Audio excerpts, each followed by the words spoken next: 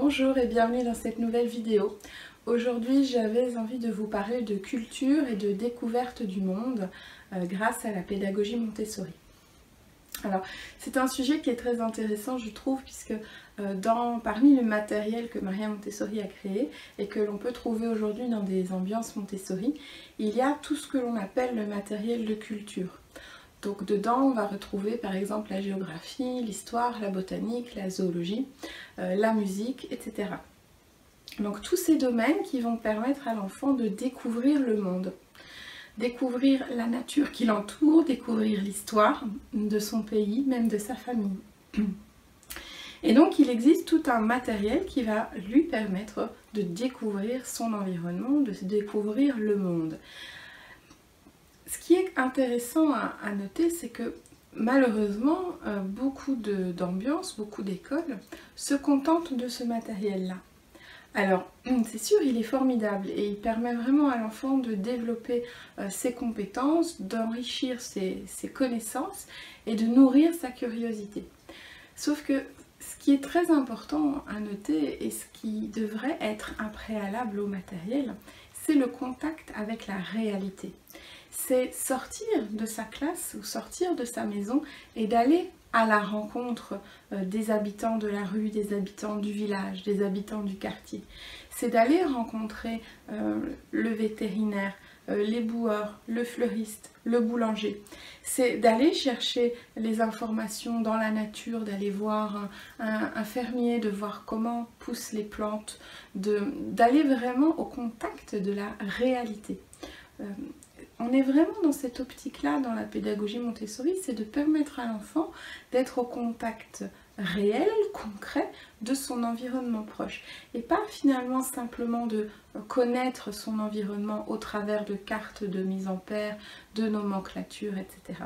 Oui, bien évidemment, les cartes de nomenclature vont être intéressantes et très très utiles pour un enfant, pour ensuite, après cette expérience concrète, venir approfondir ses connaissances et nourrir sa curiosité. Et c'est quelque chose qui fonctionne très très bien, mais un préalable sera toujours d'aller voir la réalité des choses. Je vais vous donner un exemple, par exemple, sur la connaissance en zoologie, l'introduction des mammifères, par exemple. Il existe bien évidemment toute une progression autour du mammifère pour aller découvrir les différentes parties de son corps, les particularités du mammifère. Et donc on va aller travailler notamment grâce à des petites figurines en plastique et ensuite avec des cartes plastifiées. Mais tout ça n'est possible et n'est mis en place que une fois que l'enfant a été voir et a été au contact d'un mammifère. Donc ça peut être un cheval, ça peut être une vache, ça peut être un chien. Et donc on va aller d'abord permettre à l'enfant d'aller observer ces animaux-là. Donc c'est quelque chose qu'on oublie beaucoup aujourd'hui parce que l'enseignement est beaucoup basé sur le fait de développer le cerveau et d'acquérir des connaissances et du savoir. Sauf que l'enfant, et surtout le jeune enfant, et même jusqu'à 8, 9, 10, même 12 ans, et même après, à vrai dire, il a surtout besoin d'aller sur le terrain, de voir, de toucher et de vivre les choses. Donc, ce que je vous propose de tenter comme expérience, c'est avant de mettre en place des cartes de nomenclature ou de mise en paire dans votre classe ou avec votre enfant à la maison, c'est d'abord de réfléchir à comment vous pourriez lui permettre d'appréhender cette connaissance-là de la manière la plus concrète possible. Et vous allez voir que finalement, en faisant ça, l'enfant va avoir plus de facilité à intégrer les choses, puisque les cartes plastifiées, ça ne reste que des mots ou des images sur du papier. C'est abstrait déjà. Même si on met une photo bien claire et bien spécifique de l'objet en question, c'est le 3D, c'est ce que l'enfant va pouvoir toucher, sentir, qui va vraiment impacter au niveau sensoriel et au niveau corporel l'enfant et qui donc va permettre aux compétences, aux connaissances de s'intégrer beaucoup plus facilement que simplement lorsque cela reste en 2 dimensions et donc déjà dans une phase un petit peu plus abstraite. Voilà, donc cette vidéo pour vous transmettre en fait comme message de sortir, sortir, sortir.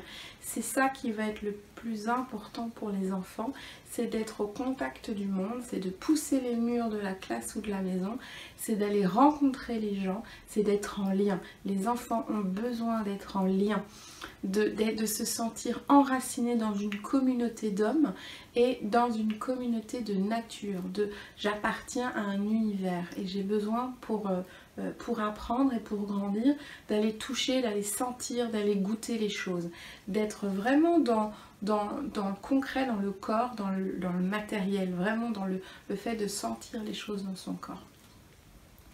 Après seulement, nous irons installer du matériel dans la classe ou à la maison et nous irons lui parler de choses sur base d'une expérimentation vécue.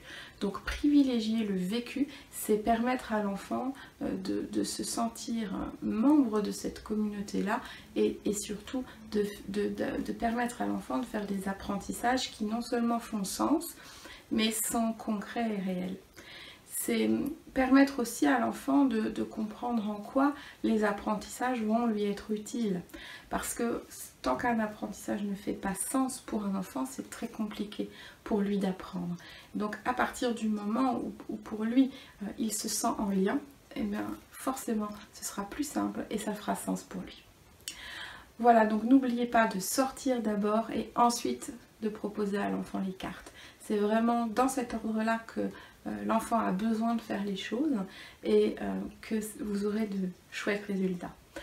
Alors j'espère que cette vidéo vous aura plu. Si c'est le cas, n'hésitez pas à mettre un petit like en dessous de la vidéo et à mettre vos commentaires. À bientôt.